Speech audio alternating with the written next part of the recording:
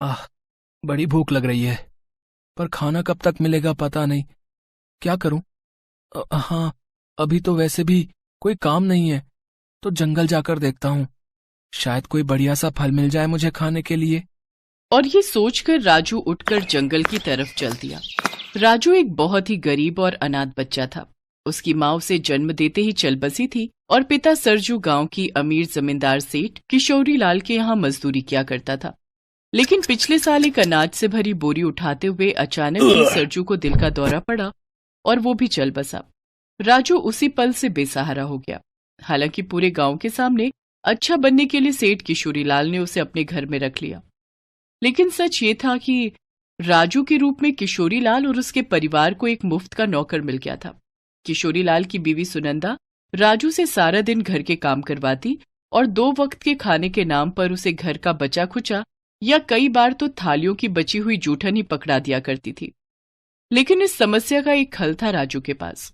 उसे जब भी भूख लगती तो वो सीधा गांव के घने जंगलों में पहुंच जाता था और वहां से अपने खाने के लिए कुछ न कुछ ढूंढ ही लिया करता था।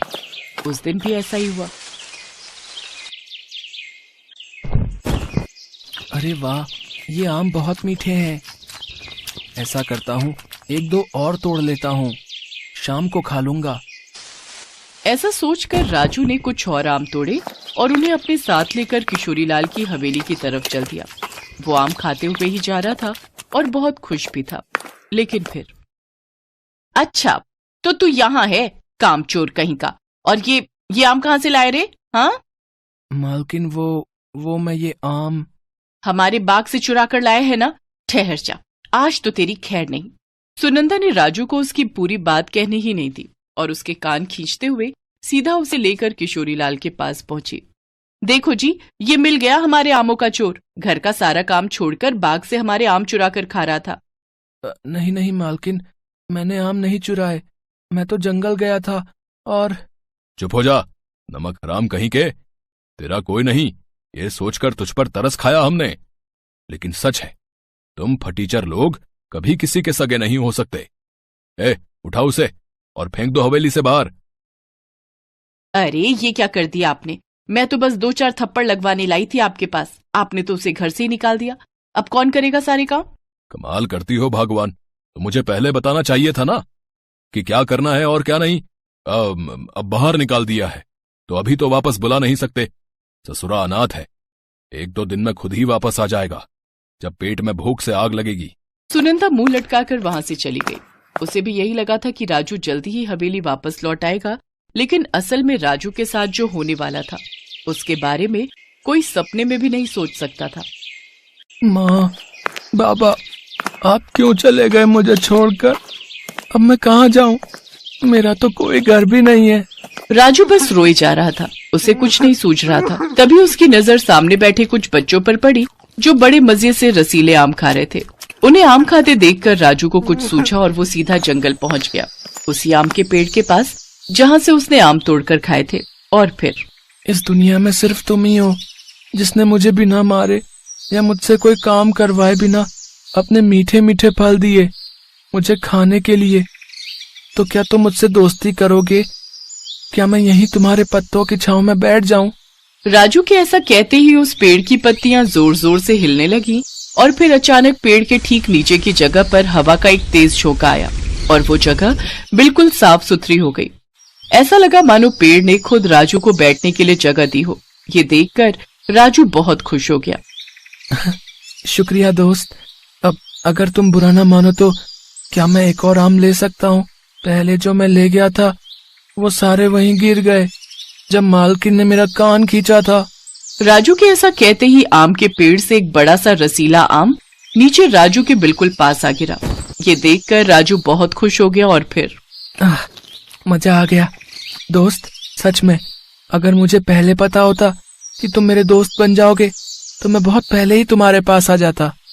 अब सब अच्छा है, खाने के लिए तुम्हारे मीठे मीठे आम और बातें करने के लिए तुम, लेकिन घर तो अब भी नहीं है मेरे पास।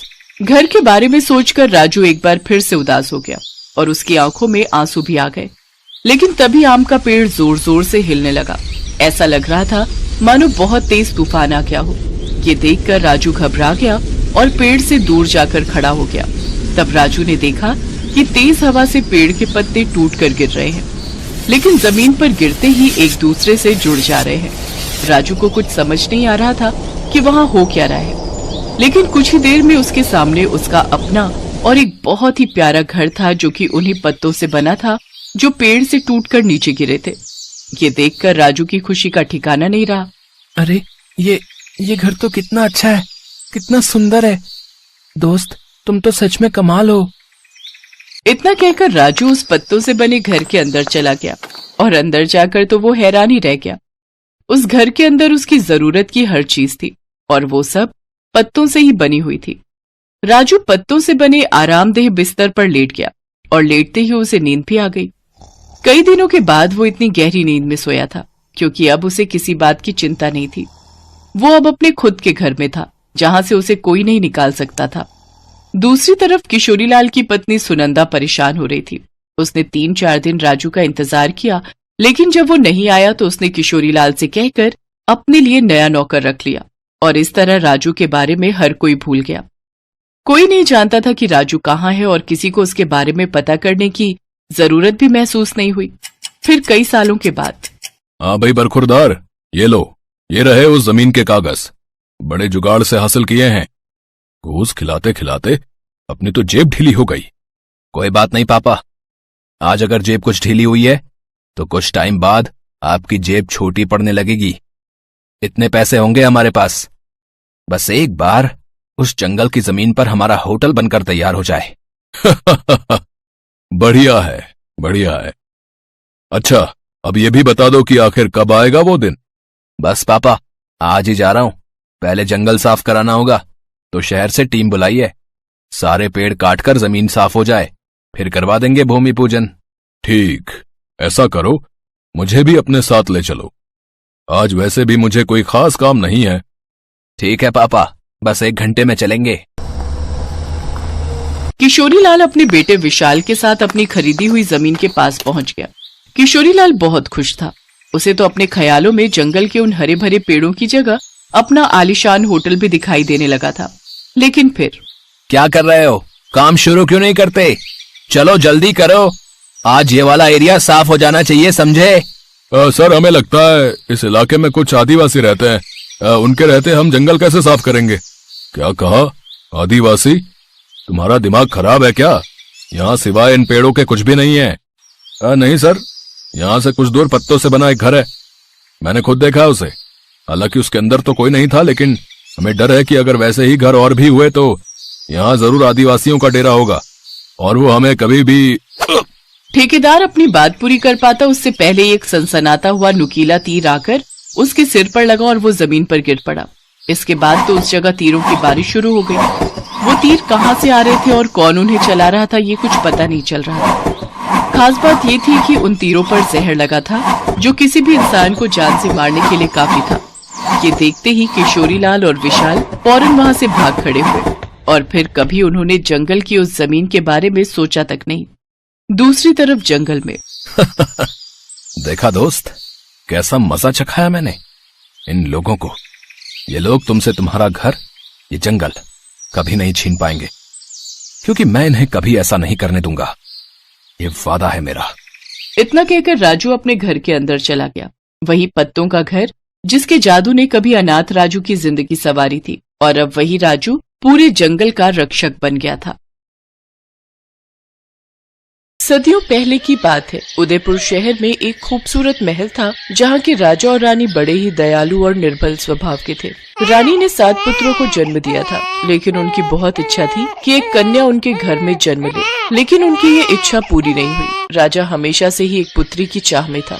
एक रोज रात को जब राजा और रानी खाना खाकर अपने महल के किनारे बनी नदी के पास टहल रहे थे तो उन्हें उस नदी में एक टोकरी आती दिखाई दी जिसमें एक नवजात कन्या थी।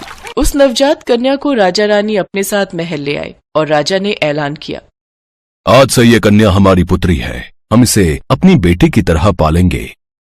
परंपरा के अनुसार घर में छोटे शिशु का भविष्य जानने के लिए कुल पुरोहित को बुलाया गया। उस कन्या को देख पुरोहित ने कहा, बड़े ही खेद के साथ कहना पड़ रहा है महाराज कि इस कन्या के कदम आपके राज्य के लिए शुभ नहीं है। आप कहना क्या चाहते हैं पुरोहित जी? रानी साहिबा, जैसे जैसे ये कन्या बड़ी होती जाएगी वैसे वैसे ही आपके 7 लड़कों की मृत्यु भी होती जाएगी। ये तुम कैसी बातें कर रहे हो पुरोहित? एक छोटी सी कन्या के बारे में तुम ऐसे कैसे कह सकते हो? सिपाहियों, इस पुरोहित को महल से बाहर निकाल दो। राजा ने उस पुरोहित को महल से बाहर फेंकवा दिया और बेटी की चाह में पुरोहित की बातों पर ध्यान नहीं दिया। लेकिन जैसे ही वो लड़की साल भर की हुई तो उसके जन्मदिन वाले दिन ही राजा के सबसे बड़े बेटे की मृत्यु हो गई। तब राजा को उस पुरोहित की बात याद आई। उसने तुरंत ही उस पुरोहित को बुलाने भेजा। लेकिन सेनापति एक दुखद समाचार लेकर महल में पहुंचा। महाराज, 10 दिन पहले ही उस पुरोहित की मृत्यु हो गई, लेकिन सुना है उसका भाई घनश्याम दूसरे राज्य के महल में पुरोहित है। आपकी आज्ञा हो तो मैं उसे बुला लाऊं। उन्हें शीघ्र ही यहाँ लेकर हाजिर हो। घनश्याम पुरोहित सेनापति के साथ उस महल में पहुंचा। मेरे भाई की भविष्यवाणी बिल्कुल सही है। अब हमें इस बात का यकीन हो गया है, लेकिन इसका उपाय क्या है? अगर आपकी इस कन्या को आग के घेरे में बड़ा किया जाए तो आपके बेटों को इसका कोई नुकसान नहीं होगा, लेकिन इस बात का खास ध्यान रहे कि वो आग बुझनी नहीं चाहिए। पंडित के कहे अनुसार वैसा ही हुआ। उस कन्या को एक घर के अंदर रखा गया जिसके बाहर आग का घेरा बना दिया गया। कुछ साल ऐसे ही बीत गए। अब 7 लड़कों में बचे 6 लड़के भी बड़े हो गए और राजा रानी बूढ़े होने के कारण दुनिया से चल बसे। उन 6 भाइयों में से सबसे बड़े भाई ने राजगद्दी संभाल ली। अब वक्त आ गया है कि हम अपनी बहन को उस आग के घेरे से छुटकारा दें और उसका विवाह करके उसे खुशहाल जिंदगी जीने दें। बिल्कुल सही कहा भाई आपने। चलो चलो, अभी अपनी बहन के पास चलते हैं और उसे ये खुशखबरी देते हैं। सभी भाई अपनी बहन के पास पहुंचे। बहन, अब वक्त आ गया है कि तुम इस 4 दीवारी से आजाद हो जाओ। तभी उनकी बहन अंजना उनसे बोली, हाँ भैया, मैं भी दुनिया देखना चाहती हूँ। आखिर कब तक मैं इस आग के घेरे में जलती रहूंगी। अंजना को बाहर निकाला गया। उसने पहली बार नदियां, पहाड़, पेड़ पौधे, फूल, तितलियां देखी। वो बहुत खुश थी। तभी उसकी नजर बगुले पर पड़ी। अरे वाह, ये तो बहुत ही खूबसूरत पक्षी है। भैया, इस पक्षी का नाम क्या है? बहन, इस पक्षी का नाम बगुला है। भैया, मुझे बगुलों के राजकुमार से ही शादी करनी है। लेकिन बहन, हम उन्हें कहाँ ढूंढेंगे? वो मैं नहीं जानती। अगर मेरी बगुलों के राजकुमार से शादी नहीं हुई तो मैं किसी से शादी नहीं करूंगी। सभी भाई उसकी बात मान लेते हैं। 2 भाई राज्य संभालने के लिए महल में ही रुके, जबकि बाकी के 4 बगुलों के राजकुमार को ढूंढने जंगल की ओर निकल गए। लेकिन कई दिनों तक भटकने के बाद भी उन्हें राजकुमार कहीं नहीं मिला। तभी उनमें से एक भाई ने कहा, भैया, हमने हर तरफ देखा लेकिन राजकुमार हमें कहीं नहीं मिला और अब तो हमारा खाना भी खत्म हो चुका है। हाँ भाई, मैं तो कहता हूँ अब वापस महल चलो, नहीं तो ऐसा ना हो कि भूख के कारण हमारे प्राण ही निकल जाएं। नहीं नहीं, अंजना की बात को हम नहीं टाल सकते। अब जब तक हमें बगुलों का राजकुमार नहीं मिल जाता हम वापस नहीं जाएंगे। तभी वहाँ से एक तपस्वी गुजर रहा था, जिसे देख उन भाइयों ने उस तपस्वी से पूछा, प्रणाम महाराज, क्या आप बगुलों के राजकुमार का पता जानते हैं? हाँ, यहाँ से तुम उत्तर दिशा की ओर जाओ। तकरीबन 10 किलोमीटर चलने के बाद एक ऊंची पहाड़ी पर महल है। उसी महल में बगुलों का राजकुमार रहता है। सभी भाई उत्तर दिशा की ओर चल दिए। 10 किलोमीटर चलने के बाद वो एक ऐसी जगह पहुंचे जहां सफेद महल, सफेद घर, सफेद मिठाइयां और यहाँ तक कि सबकी पोशाक भी सफेद रंग की थी। चारों भाई महल के अंदर गए और बगुलों के राजकुमार से मिले और उन्हें अपनी समस्या बताई। राजकुमार जी, आप हमारी बहन से शादी कर लीजिए। वो जिद पकड़कर बैठी है कि वो सिर्फ बगुलों के राजकुमार से ही शादी करेगी, नहीं तो उम्र भर कुंवारी रहेगी। मैं तुम सब भाइयों की पीड़ा समझ सकता हूँ, लेकिन मैं किसी भी लड़की से शादी नहीं कर सकता। हम बगुले बहुत ही बुद्धिमान होते हैं और मैं बगुलों का राजा हूँ, तो जाहिर सी बात है कि मैं भी बहुत बुद्धिमान हूँ और इसीलिए मैं अपने महल के लिए भी एक बुद्धिमान रानी की तलाश में हूँ। और अगर तुम्हारी बहन चाहती है कि मैं उससे शादी करूं तो पहले उसे साबित करना होगा कि वो बुद्धिमान है। ठीक है, हम आज ही उसे बुलावा भेज देते हैं, फिर आप खुद ही जांच परख कर लीजिएगा। उन भाइयों ने एक संदेश लिखकर एक बगुले के पास भिजवाया। सेनापति बगुला उस संदेश को अपनी चोंच में दबाए महल पहुंचा। जब वो संदेश अंजना ने पढ़ा तो वो बेहद खुश हुई और अगले दिन सुबह ही उस महल से चलने की तैयारी करने लगी। साथ ही उसने अपने बड़े भाई से कहा, भैया, मुझे एक घोड़ा, 2 दासी और कुछ सैनिक चाहिए होंगे। मैं कल सुबह ही बगुलों के राजकुमार से मिलने निकलूंगी। ठीक है, इंतजाम हो जाएगा। अगले दिन सुबह ही अंजना अपने सैनिकों और दासियों के साथ सफर पर निकली।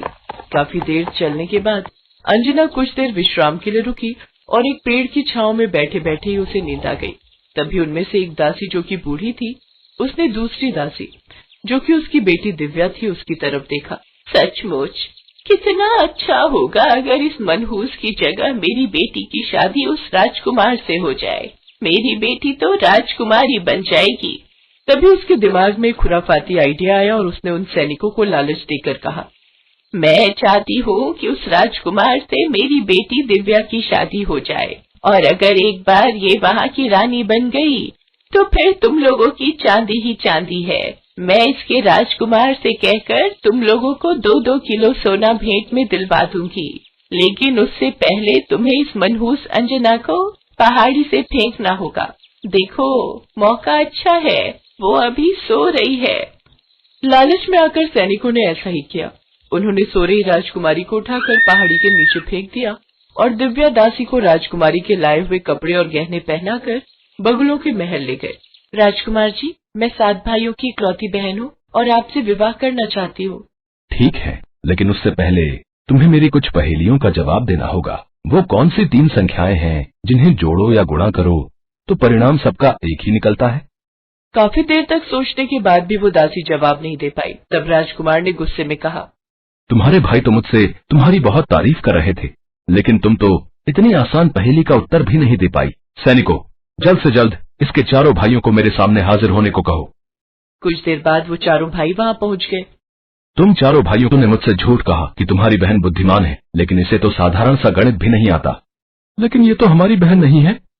अच्छा, डर के मारे फिर झूठ। सैनिकों, इन सबको कारावास में डाल दो, फिर इन्हें मृत्यु दंड दिया जाएगा। कभी वहाँ अंजना आ जाती है। रुक जाइए बगुलों के राजकुमार, इन भाइयों की असली बहन मैं हूँ।